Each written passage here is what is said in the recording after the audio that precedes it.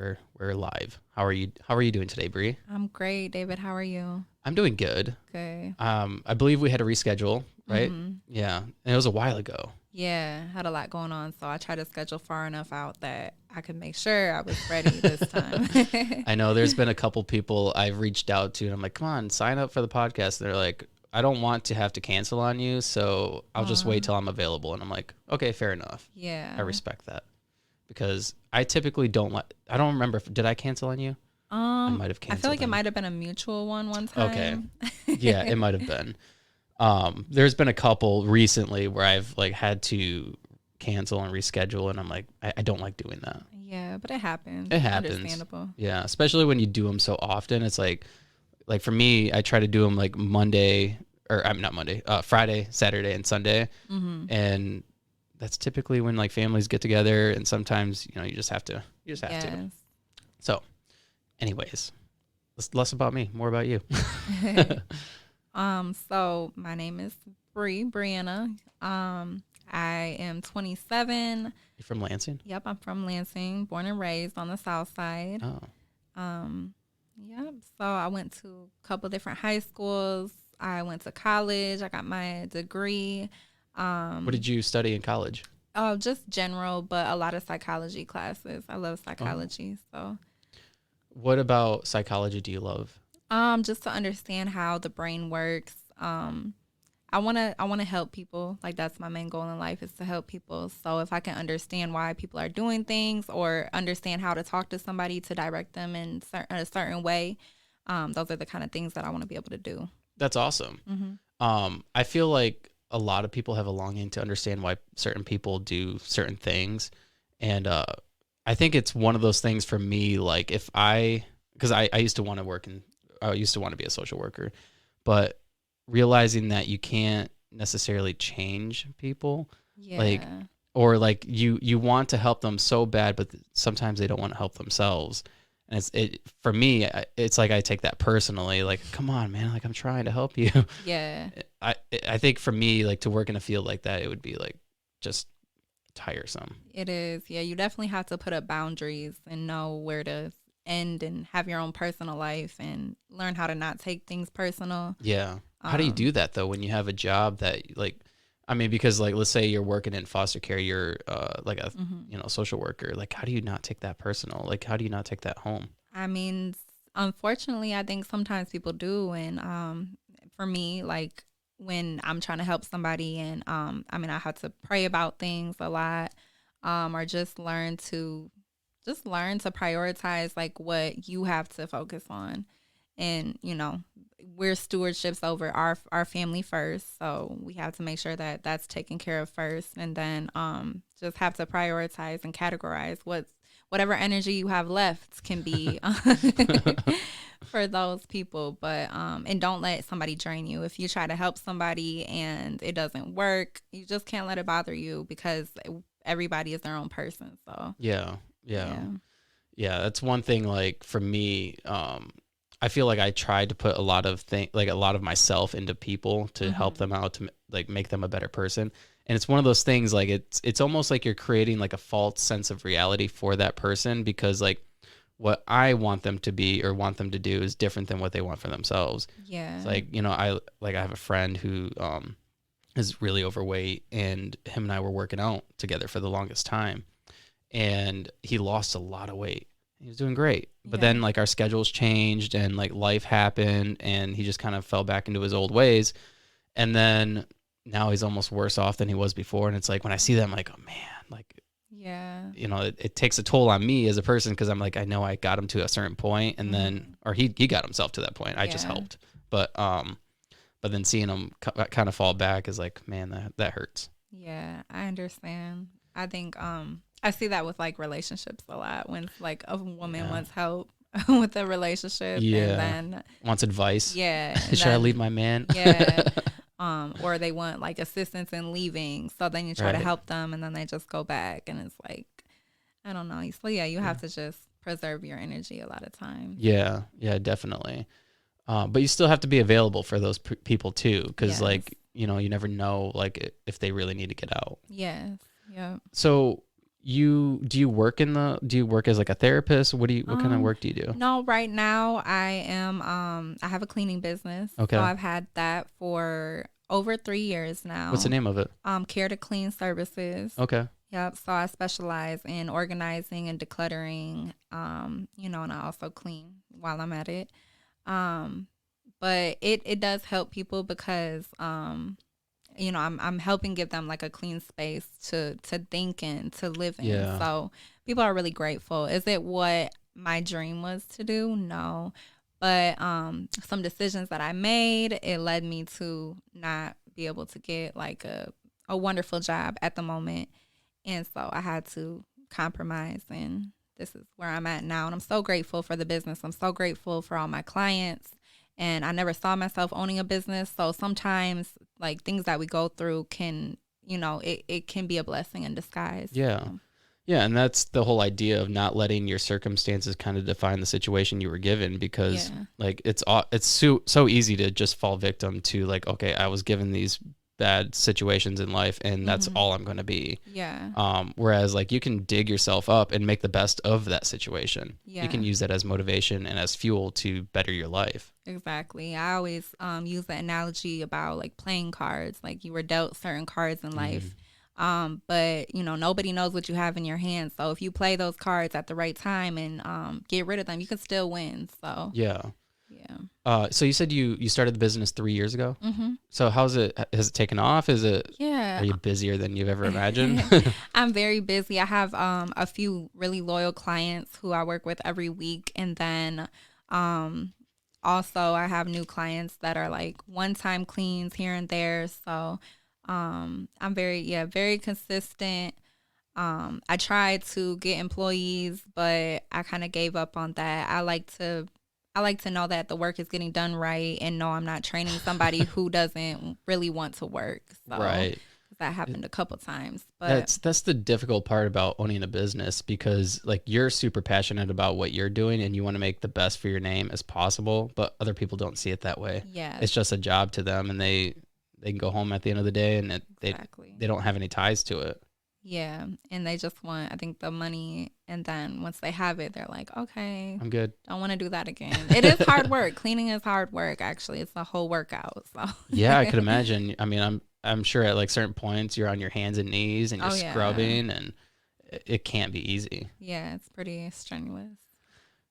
I think I would hate to do that though. Like going into other people's houses and Yeah, it's you have to put yourself in a mindset. Like you have to have the vision at the end, because a lot of people, they can't clean their own house because they're so overwhelmed with everything. So mm, I have to go in with a clean slate in my mind of what the house should look like and yeah. just get it there. And I think the most Can I move rewarding that thing, microphone? It's like right in your face. I could barely. like this. Yeah, that's good. Oh, okay, sorry. You don't have to. You don't have to turn. Let me hold on. Let me adjust that because yeah, I was like looking at the microphone. I couldn't see your Okay. face.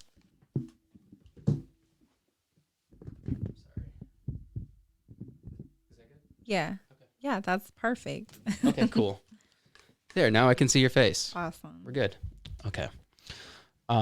So you go into these houses and you just kind of have like a image in your head, like, okay, this is what I want it to look like. This is what we got to get rid of. Yeah, I think people don't understand that everything in your house should have a place. Like if it doesn't have a place, they're like, oh, there's no place for that. Well, then maybe it shouldn't be in your house if it doesn't have a place. That's a good point. Yeah. Yeah. No, I mean, I don't know if our house is cluttered. You've probably seen our basement. Not bad. No, I don't think it's too bad. My wife is Oh. pretty crazy about getting rid of stuff. So That's good. yeah, we're constantly getting rid of things and Yeah. donating things because like we don't use it, might as well get rid of it. Yeah, and you're probably constantly getting new things too. So Yeah. you got to make Yeah. room for those things. Especially kid toys. Yes, I Do know you- the feeling. Do you have kids? 2 kids. Ah, how old Yep. are they? I have a 9-year-old and a 3-year-old. Oof. Got your hands full. Yes, I love them. They're amazing. That's cool. Do they go to Lansing schools? Yeah. My son doesn't go to school yet, so he just Oh, yeah, goes he's to a 3, babysitter. right? But my daughter does go to a charter school. So. What is that dynamic like with owning your own business and trying to raise kids? Oh, it's hard. The fathers are not involved, so it's just me. I am grateful though because my clients are very understanding. So being a single mother, if one of my kids are sick, and then if one kid is sick, then the other one gets sick, then I might get sick. So it Yeah. can be like a whole month ordeal. Yeah. Just one person getting sick, but This episode is brought to you by Red Bike Delivery. This delivery service operates only using battery-powered, eco-friendly transportation. Red Bike Delivery is there for all your delivery needs, whether it's dinner for the family, flowers for your partner, or new houseplants for your new collection. Red Bike Delivery will gladly deliver those and everything in between. So what are you waiting for? Check out Red Bike Delivery on Facebook or Instagram for more information. Red Bike Delivery, because there's only one Earth. I think it's convenient. I can go pick up my kids when I need to, and I can still work and make a living. So That's important. yeah, That's one thing, like, as I get older and like my kids are kind of getting older and they're in school and they're involved in things, it's like I'm starting to realize the importance of being able to like just go and be involved in their life, like be able to pick them up from school whenever you need to pick them up or drop them off. yeah, it's a huge deal. Because I work at GM and Oh. it's like you're tied to the line. I work Yeah. on an assembly line. So I don't get to just leave whenever I want. I can't Right. unless I want to take like a vacation day or like use a call-in day or something. Like it's almost impossible to do those things. I can't drop them off or pick them up because I'm at work. Yeah, And so being able to have that ability to go pick up your kids whenever you need or drop them off or be like go to field trips and stuff like that. yeah, It's important. it's a blessing. Yeah. Yeah. Yeah. What was it like during COVID? I mean, because I would imagine that that's probably right around the time you started your business. Maybe you're a year in at that point. Yeah, I was about a year in. It was stressful. I had to keep canceling on my clients because daycares kept getting shut down, and had to try to figure out how my daughter would do homeschool when I was supposed to be working. But it all worked out. The hardest part was the daycare situation. Yeah. So I was in and out of dark places mentally because I wanted to work. I have a strong drive to work. So the fact that I couldn't be there all the time for my clients when they needed me to be, that was pretty hard. Yeah. Yeah, I could imagine. And then having to go into other people's houses like during COVID. Yeah. I That's used a lot sketchy. of sanitizer. Yeah. Yeah, that I don't think I would want to do that. Yeah. Now previously you had said that you were in some dark times and that you couldn't pursue the job of your dreams because of some trouble or something you were Yeah. in. What was that? Do you mind talking about that? Yeah, of course. Growing up, I didn't really have like the same direction that a lot of people had. I was just kind of like Parental guidance? yeah, I was just with my brother every day while my parents worked. So we were just doing whatever. So I was kind of misguided in a way, and I did things. I sold drugs. I don't know. I started smoking weed at a young age. So the first time I ever got in trouble with the law, it was for marijuana. And then it progressed to I had a felony for selling drugs. What was the worst thing you ever sold? Crack. Wow. Yeah, that's what my felony is for. Oh, okay. But How old were you? I'm 27. No, when you got that. Oh, when I got that, I was 21, I believe. Wow. Yeah, so I was actually on 2 probations at the same time. Oh my one for the gosh. weed and one for selling, and then of course because drugs were, involved. I never did drugs, but my kids, I had a CPS case for them because they wanted to investigate, make sure the kids, well, my daughter, they wanted to make sure she was okay, which she was. Actually, when I got dismissed, the judge told me like I did a lot better than a lot of people older than me. So I've always been a really good mother. I just thought I had to provide in these ways because I Right. didn't know that there was a better way for me. So yeah, I tried. I've applied to many jobs because I do have an associate's degree. So I've applied to many jobs that I would qualify for, and they interview me and I get the job, but then once my background check comes back, they tell me, "Oh, we're sorry, you can't work here." So it's been discouraging, very discouraging. What kind of jobs were you applying for? Well, Let's just put them on blast right now. there was a job where I was like orchestrating fundraisers for nonprofits. There was jobs. Oh my gosh, I even applied to the gas station one time because I was so desperate to get a job, and they denied me. I was like, sheesh, if I can't work at the gas station, where can I work? Wow, So that is insane. yeah, I got a few factory jobs, but it's such hard work, and it's not enough pay when you have kids to be stuck in the factory all day. So that's how I decided. I actually had a vision of a cleaning business, and then I actually got prophesized over, and they told me just to go ahead and step out and start it. So I didn't have everything that I thought I needed to start the business, but with what I did have, I just started it, and it just flourished. So I knew it was, a good thing. You kind of knew that it was meant to be at that point. Yeah. That is insane that in today's day and age that you can't get a job for a weed charge. Yeah. Like weed is legal now. Yeah. And like, is there at any point will they like expunge that from your record? yeah, so actually I was supposed to get, well, I'm not sure if it's the weed charge as much as the other charge, which is the felony. The weed was a misdemeanor, so I don't know if that's as big. I've always pretty much had both charges, so I don't know which one was harming me the most. But I would assume the felony. yeah, they actually just passed a law where we can get our felonies expunged.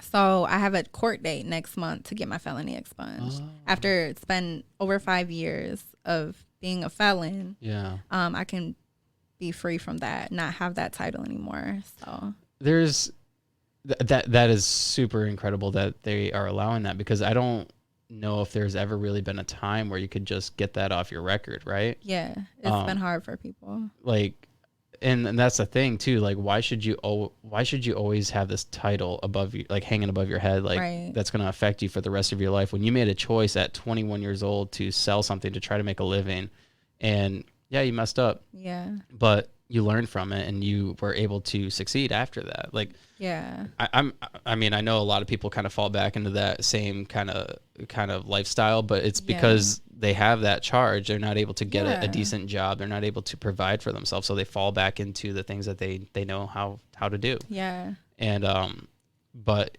I think if people had an opportunity to kind of redeem themselves and better their life and get a decent job, make a decent living, they might not fall back into those lifestyles. I agree completely, David. I feel like it's a setup. I mean, of course it is. They want you to fail because they keep making more money off the prison and the jails. Definitely, it's a huge business. It's a booming business. It is. Yeah. Yeah, and then you got the privatized prisons and then rehab and probation fees and all these things you have to pay for. So. The probation one's an interesting one to me because you have to go drop every week or even sometimes more, right? Like twice a week, and you have to pay every time you do it. Yeah. And then you got to pay pay so much money. So much money. Yeah, and then you can't get a job. So you're ordered to pay all this money so you don't go back to jail, and you can't get a job. To help pay for it. Yeah, it's ridiculous. It is kind of crazy. And it's crazy, too, because, like, sometimes you'll have to drop when you, are supposed to work or something. When you're supposed to work, but then, like, if you've never even, like, if you're not even doing drugs or if you have, like, some sort of, like, a substance abuse problem, you still have to drop. Yeah. Weird. Yeah. It's a way to make money. Definitely. Yeah. So did you ever spend time in jail for any of that? Yeah, I did just over a month one time, and I did a lot of weekends. That would suck. It did. It was so weird, like just driving up to the jail on my weekends, like, oh, gotta go in here. And then they'd be like, hey. And I'd be like, hey. And then they would let me out after 2 days, and I'll be like, see you next weekend. That's got to be a weird feeling, going to jail on the weekend, like knowing you're just going to be free on Monday. Yeah, I would take a lot of Advil PM so that I could just sleep. Was it like an Ingham County jail? No, that one where I was doing the weekends, that was Eaton County. So okay. It's a little cleaner than Ingham County. Okay. Yeah. Yeah, that's what I hear. I hear Ingham County's not so nice. No, it was nasty. I've been there too, but shorter. Only one day I was there. Okay. So, yeah. Okay. I've never been arrested. That's good. Yeah. Keep it that way. Yeah. Right. Hopefully I can keep it that way. Yeah. I don't ever want to be arrested. I think I would cry. Yeah. I feel like discipline is like a huge thing. I feel like I didn't have discipline growing up, so I had to learn the hard way. Yeah. To respect authority. Right. So. When you see, I like that you said that you didn't have discipline, because one of the things that's happening today is that there's like a pushback against police and respecting authority. Yeah. And a lot of people don't respect the police. Like, I just had a conversation with a coworker of mine. He's an African American, and we were talking, and he was like, "Man, F the police. Like, I don't like the police." Yeah. And so I was like, "Why don't you like the police?" And he's like, "Well, somebody broke into my car and they didn't do anything about it." And I'm like, "Okay, I understand that, but not every police officer is a bad police officer." Yeah. Like, and people hate saying this, or they hate it when people say this. Like, there's bad apples in every group of people, which is true though. Like, and working at GM, like, there's bad employees. Yeah. There's people who don't care about their job. They will purposely mess up a car because they don't care, and they'll just walk away from it.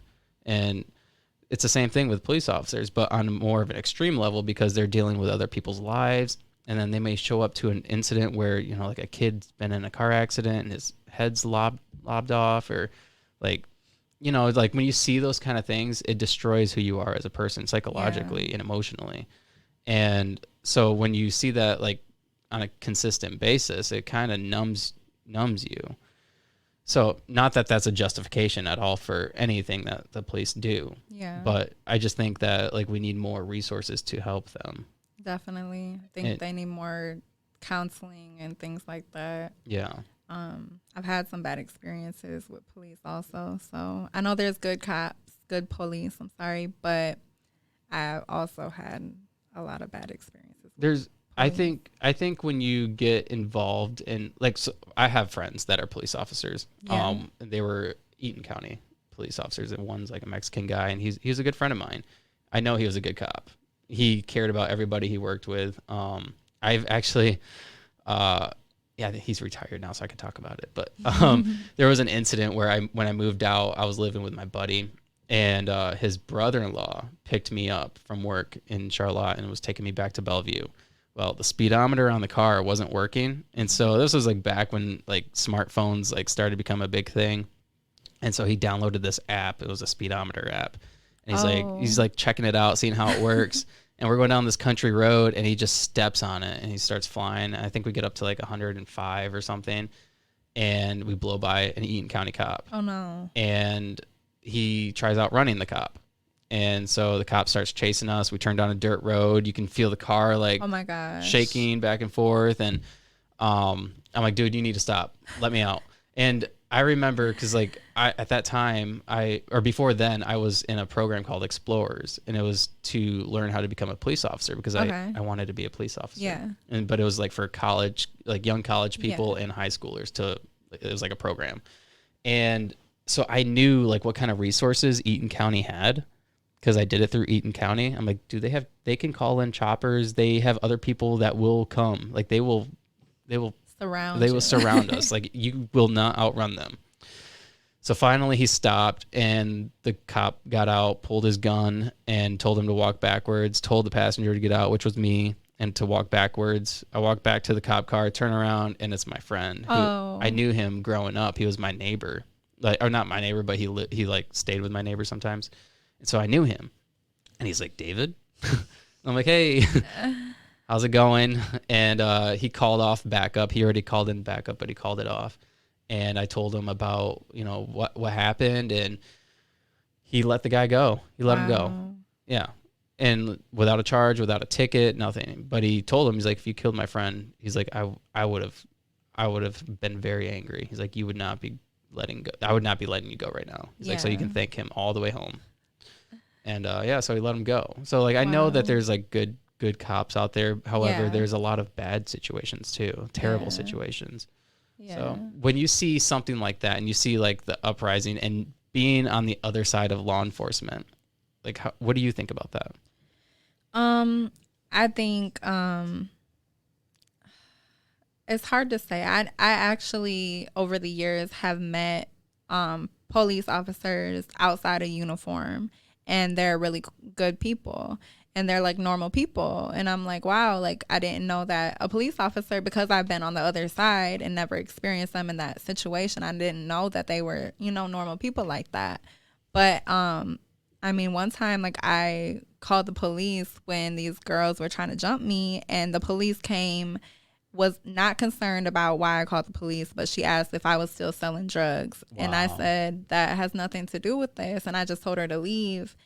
So I don't know if some police think they're funny or something. I don't know. I think it's like I mean, when you get somebody who's in a position of power, like to control a situation, like when you call the police, like, hey, I need your help, and then they show up, they just kind of like, it's almost like well, for one, they have to establish that authority, Yeah. the authority, like, point of view, like, I'm here, Yeah. I'm in control of the situation. I get that, but then they almost come off as like like everybody else is less than. Yeah. Like they're above them. Yeah, I agree. I think there's cops that are like that. I've Yeah. also met some cops that don't do that. So I like when, you don't have to really, I get establishing the authority, but we already know you're an authority. You're dressed as an officer. So if you come as a human being to me to handle a situation, I think that goes over a lot better than if you come acting high and mighty. Right. That doesn't go over as well. That's one thing that I respected the shit out of the Flint sheriff, who he told everybody during the George Floyd riots or protests. He was like, we're not here to destroy anything. We're here walking with you. And he put down his shield and everything. Like, that was like a moment. Yeah, that was powerful. That was super powerful. And then they didn't have any, I don't think they had any like destruction or anything. Right. Like, people like got behind that. Yeah, if we all work towards the greater cause, I think things will go a lot better. Yeah, absolutely. Yeah, there's bad people everywhere. It sucks. Yeah, I agree. Yeah.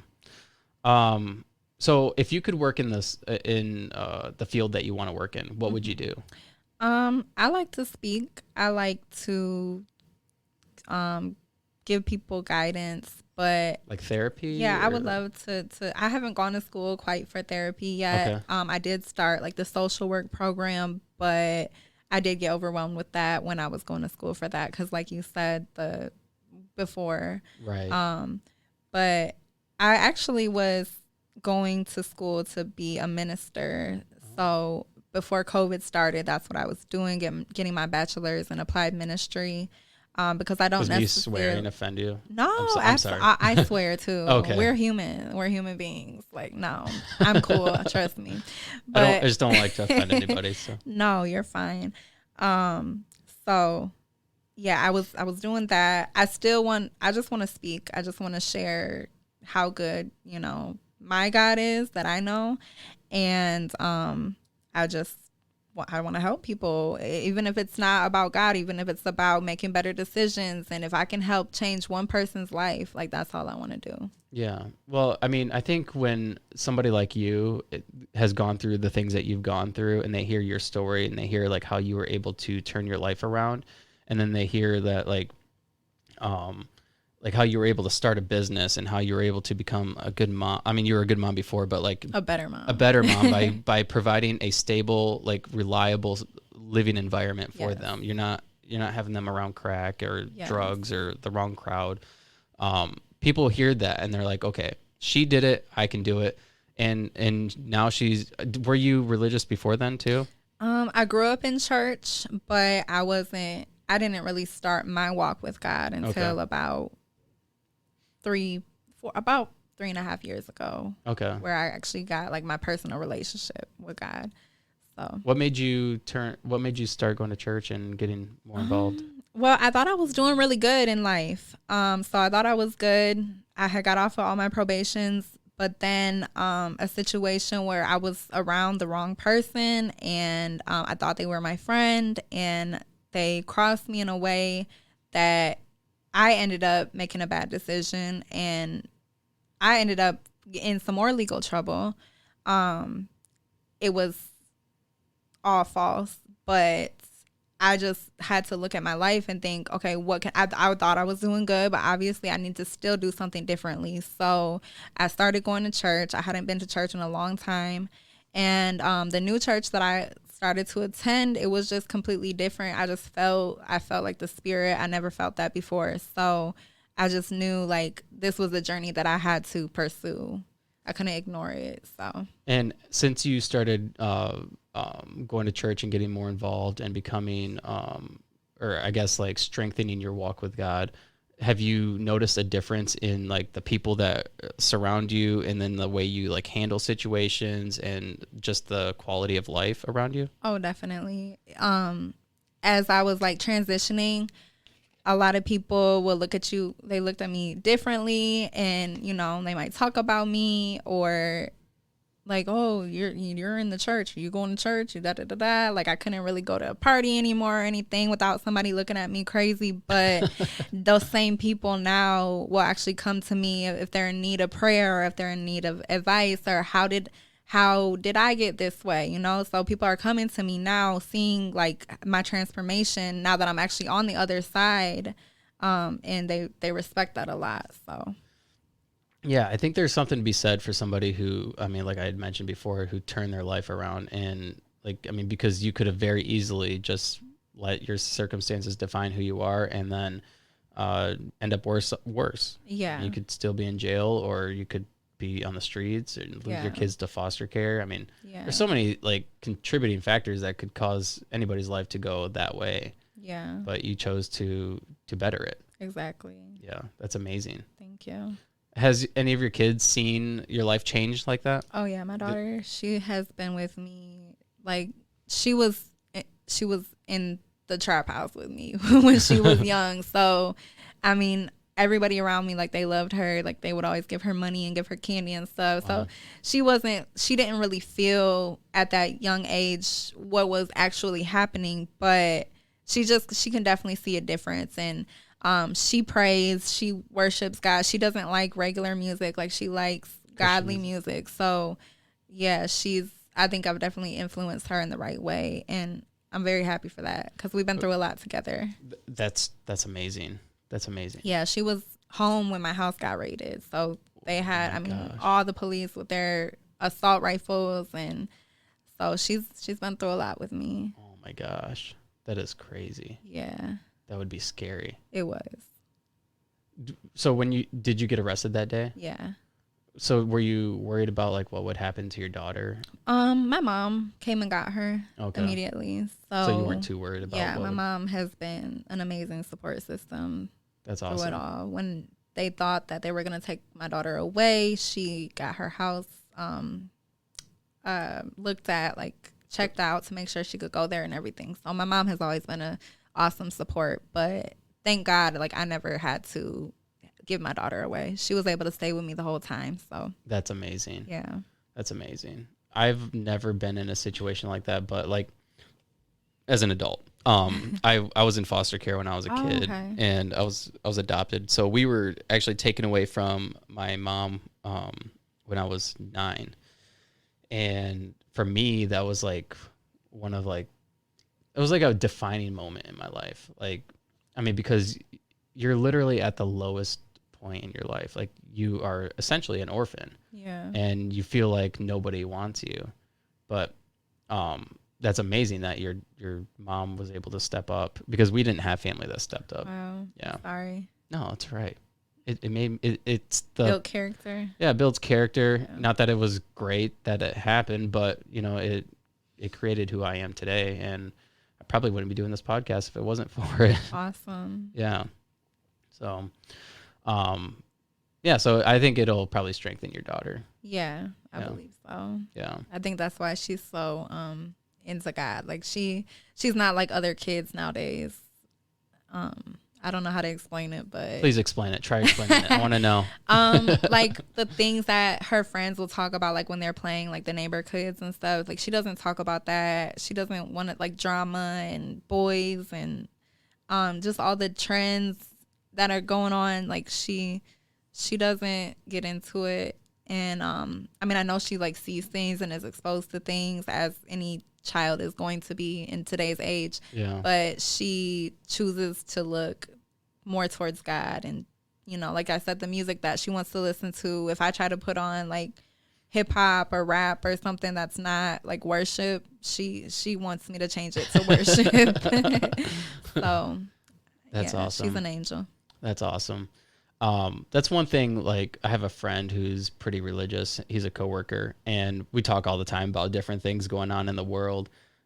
Because I believe that today's day and age is just crazy. The things that's going on, it's like, what is happening in society? Like, what's happening to young people, the things that they're doing, the things that they're saying, and what, it's crazy. Just everything's wild. Yeah. So we have these conversations, and so like I'll ask him, like, for instance, the other day was the whole abortion thing. Like, I know he's religious, so I'm like, hey man, how do you feel about this whole? You're probably happy, and just joking, And he's like, hey man, if it doesn't have it, like, if he's like it has nothing to do with my personal thoughts. He's like, if it has anything to do with what goes against the Bible, he's like, then I'm not for it. Yeah. I'm like, okay, I respect that. Yeah, I respect that. I agree. I feel like it's not so much like the right wing or the left wing, but as like believers, we have to think what aligns the most with the word of God. Right. Yeah. Yeah. And it's hard sometimes. Right. It is. And that's one thing we were talking about, how like a lot of, let's say like religious people, they typically lean like more conservative or like Republican because of just their ideologies kind of align with like the Bible or like religious views. So that's one thing him and I were talking about, is like, it's easy to kind of get involved and wrapped up around like the political aspect of things and start rallying for those things. Yeah. As opposed to being like, okay, like, just you're separate from it. Yeah. Like for instance, you get like religious people who are just like they're all excited on social media about this whole abortion thing. Like, it's just, I don't know. It's not, I don't know. I don't know how to word it. But yeah, it's hard. That's a hard topic, because I know there's cases where abortion is necessary and everything, but there's times when it's abused also. So. Oh yeah, absolutely. Yeah. Yeah. Yeah, I don't know. I don't really have an opinion on it. I try to stay out of it. I try to stay out of the political realm as much as possible. Like, sometimes I'll interview a politician, but aside from that, like, my political views vary widely. Yeah. Like, I'm not Republican, I'm not Democrat, I'm not left, right. So, I'm kind of more just like center. Like, yeah. just believe in being a good person, letting people do what they want. Yeah. Like, I don't want somebody to be able to tell me like, hey, you can't say this on a podcast. You can't talk about this kind of subject. I believe in like the freedom of speech. Yeah. So like, I guess that would be like, I believe in that. And then I believe in the Second Amendment. Like, yeah. But like, as far as like abortion, like, and gay rights, that stuff doesn't necessarily affect me. Yeah. And if you don't want an abortion, you don't want to have gay sex, I guess don't do it. Right. Stay out of it. Right. Yeah, I don't know. What's the answer to all that stuff? Me neither. I don't know. So are you still trying to become a minister? Yeah, pretty much. I think that I don't want to be like a pastor of a church, but I want to be able to travel and speak and travel. So would you be considered like non-denominational? Yeah, I would say non-denominational. And I don't even really know that I like the word Christian because of it's such a broad word. Yeah. And what does it really mean to be a Christian? Like, I don't know. Yeah, you're kind of lumped into a group of those Christians that stand outside of an abortion clinic, and they're saying you're going to hell. Yeah. And it's almost attached to like hatred. Yeah. And then you're also attached to the people who just go to church at the most accepting church possible. Yeah. It's kind of a wide term. Yeah, definitely. So what would you consider yourself then? I think I'm a follower of Christ. I try to be Christ-like in the way that I interpret it as I read about him. I have a wonderful relationship with the Holy Spirit, so like I followed that a lot. I mean, just a follower of Christ, I guess. Yeah. I don't know if there's a word for it. Yeah, I don't know. But I mean, you say like you talking about religion, and I don't think I'm religious at all. I don't try to be religious. I don't believe religion is a good thing. I think it can help people have values and whatnot, but I think the true goal is just a relationship with God. So whatever religion you are, like, what is your relationship with, the higher power? I mean, that's So, the only thing that matters, right? yeah. In a religion. Yeah, all this judging people and condemning people, that's not our job. Right. So. I grew up in a church, going to a church, and I was raised in a fundamental Baptist church. Oh. And so it was like extremely strict, and wow. like they would say that they're accepting, but then you would go there or you'd bring somebody who's not from the church and they wouldn't dress properly, and then they would say something to them. It's like, that's not accepting. Yeah, I think that's why a lot of people don't like going to church. They don't know what people are going to think about them, how they're dressed, whatnot. Especially when you show up and everybody's wearing a suit and tie. Yeah, that's hard. Or dresses. Yeah. Yeah, no, it's not. That's not an accepting environment. Yeah, that would be kind of intimidating. Yeah. I think. Yeah, because it sets like a standard, right? Yeah. Like, this is what you need to do when you go to church. Yeah, and like if you're not already like that, you don't even know how to get there. But a lot of people like that would expect you to already be like that. So people don't understand. We go to church because we are not perfect. We're broken. We're jacked up. So and to be around people like-minded, right? Yeah. To help you get to a better state. Yep. Like congregational fellowship and whatnot. Right. Yeah. You can network in church too. So yeah, that's true. There's a lot of good things in certain churches. Yeah. Now, certain. Have you found a good church? Yeah. Yeah. Yeah. Yeah. I have my friend. He's constantly looking for a church. Always going to a new church. Oh, I think that it's important to explore. Even if you have a church home, I still think you can learn a lot from different environments and different styles of preaching. So, well, for me, anyways, I like different styles. I like to mix it up. Yeah. Yeah. Yeah. Yeah, no, going to church, I remember every Sunday hearing the pastor say this. It was almost kind of like he said the same thing over and over again. It's like in the same kind of voice. Oh, geez. So it's like eventually you just kind of tune out. Yeah. Yeah. Been there. Yeah. I try not to fall asleep ever. No, but my pastor is amazing. I'm always attentive. She keeps my attention. That's cool. That's cool. Yeah. A lot of people don't agree with having a female minister. Yeah, that's a whole nother thing. I think the Bible says a couple things about it. I don't know. I don't know if it's interpreted wrong, but I think there's also women military leaders and women prophetesses in the Bible. So right. Who's to say if God gives me a word and I'm a woman and he commands me to share it, I'm going to share it. So yeah, it has to get out. It's kind of a weird thing, right? Like women can't be in a position of like being over like men, essentially. Yeah.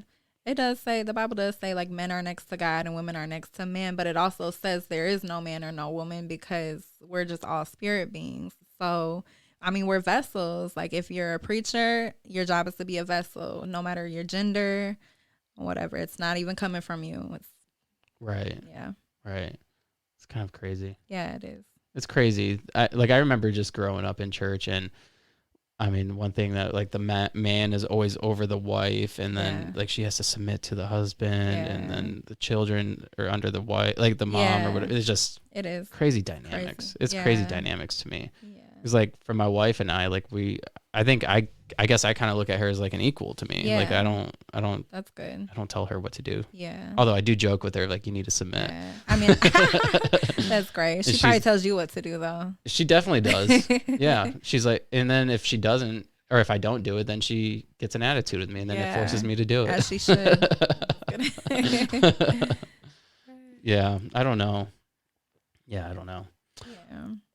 So did you answer my question about you pursuing being a minister? Oh, you said, do I still want to? Yeah. Oh yeah. I just want to be like a traveling speaker. I know whatever I do, like I want to be in front of people and I want to deal with people, talk to people. That's what I know. So do you have to go to school for that? You don't have to. There's a lot of people that get ordained, or like I've already spoken a lot of environments, but not like necessarily preaching. Okay.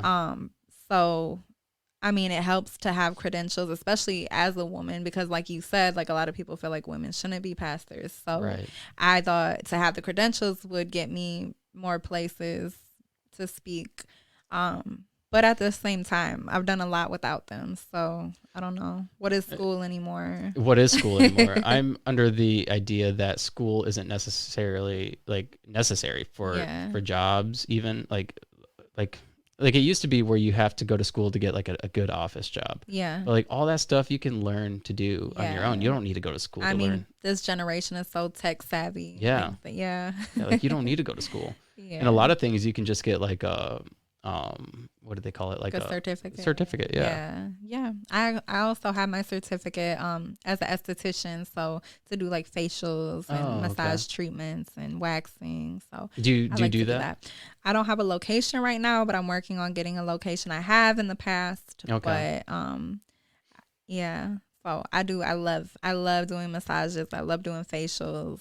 I love like relaxing people. I feel relaxed when I'm doing it. So what is a facial exactly? Do they like suck the pores out? not always, No. but 9 times like some way we're gonna get your pores cleaned. Okay. So sometimes we do chemical exfoliation, which is just putting a chemical that dissolves whatever's in your face. Okay. People don't know how dirty their face is. I mean, ew, like it's out in the open all day, everywhere we go. Dirt It's flying nasty. So it's important to have a skincare regimen, you know, wash your face, tone your face, and tone your face. What does that mean? So toner. So after you wash your face, you strip your face of things. So the toner will help balance your pH after you wash your face. So you put on toner, then you put on a protectant, which is some type of lotion, some type of moisturizer. Don't use body lotion, but a lot of people are just like, especially men, I feel like y'all don't really do all that ever. No, we don't.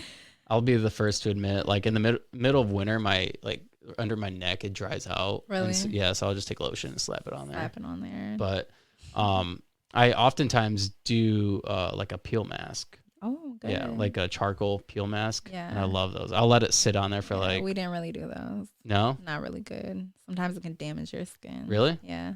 But that's okay though. I let it sit on there for a long time. Really? Yeah, till it's like hard, and then I peel it off, and it hurts coming off, but it feels so good afterwards. I know. Probably looks really nasty. It does. Yeah, it feels like it does something. Yeah, it does. It does do something, but it can be dangerous on your skin. But I'm sure you don't care. Probably not. No, I don't think I care that much. But yeah, as long as it doesn't scar me, I guess. Yeah, I do masks. I do a lot of masks. There's aloe masks. There's like a seaweed mask that peels off. It just doesn't peel your skin off like that. How often should you do something like that? Facials, I recommend like once a month. Oh, getting a facial once a month. Like an actual facial. Yeah, like going through the process. We steam your pores to get them nice and open, and do all type of exfoliating. For me, I analyze the skin to make sure I'm giving you the right products, because some people have oily, some people have dry, some people have combinations. So I got to make sure I'm putting the right mask on you. Charcoal mask is for like detoxing if you're oily.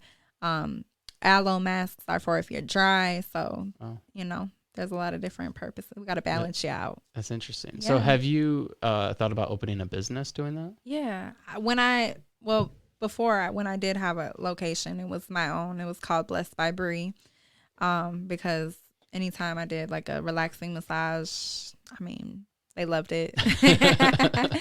So I want to get back to it. That's one of the things that I think a lot of people, especially men, they don't take the time to do the self-care. Yeah. And like I've gotten pedicures before. Good. And it feels so good afterwards. Doesn't it? Like your feet are nice and soft. And it's amazing how rough and gross your feet get. Yeah. Like I probably need one right now. But me too. don't look at my feet. I'm just gonna have shoes on. Oh, good. Yeah. Yeah, you don't realize like the abuse that you put on, especially on your feet, because you're walking all day long, or you walk barefoot. Right. And we only get one pair of calluses. feet, so That is you gotta true. take care of them. I mean, you could get a prosthetic leg. Yeah, but you Yeah. If that's avoidable, let's avoid it. Yeah, well, sometimes they're better. Are they? I Yeah. know, right? Because these knees. Yeah, no, yeah, but no, that's the thing. Like whenever I get like a massage, I get massages quite often, Good. too, and it just feels so good Yeah. afterwards. Yes. So good. Like even mentally, I feel like it puts you in a fog. It really does. Yeah. Yeah, it's important too. It like I mean because you release all that stress and all the built up These toxins as well. yeah. Yeah. Yeah, it helps with just general health. Yeah. Yeah. Yep. I've had people like tripping over their feet when they stand up because they're just so like relaxed. It's literally probably one of the best feelings ever. Yeah. Whew, you got me wanting a massage right now. You should go get one. I think I might. Yeah. So you're thinking about opening a business doing that again? Yeah. I mean I won't give up my cleaning business, but and I also have a position here starting in a couple months, event planning for a company. It's a nonprofit, so that'll be helping survivors of crime. Oh wow. So, What's the name of the nonprofit? It's called Crime Survivors for Safety and Justice. Okay. And so we actually just had a huge event at the Capitol, I think last month. We proposed new bills to get signed, anything to make the community safer. So, Such as what? like the last bill Governor Whitmore just signed will help victim compensation. It'll increase victim compensation from $5,000 to $10,000 for funeral costs. If you are attacked or a victim of a crime, you'll have a year to report it. Before it was only 48 hours. So imagine like getting raped or something and then only having 48 hours to report it. You're not even going to be thinking about reporting it within the 48 hours. So my question is though, with that, is if you wait that long, there's not evidence, right? Like for rape, let's say, for instance. Yeah, probably. A lot of people will go to the hospital and get a rape kit and then not do anything with it. Okay.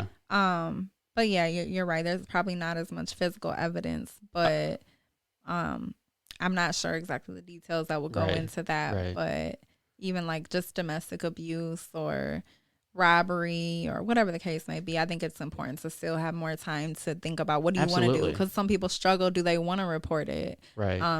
But I mean, it's that whole victims mentality thing too, because like you kind of fall into a cycle. Like if you're married to somebody and they're extremely abusive, but you guys have a life that's like wrapped up, your finances are like complicated, and you can't just leave the situation. Yeah. Like, what do? You can't just like up and leave within 48 hours and report it. Yeah, that happens a lot. It happens a lot. Yeah. Like I remember when we left Florida.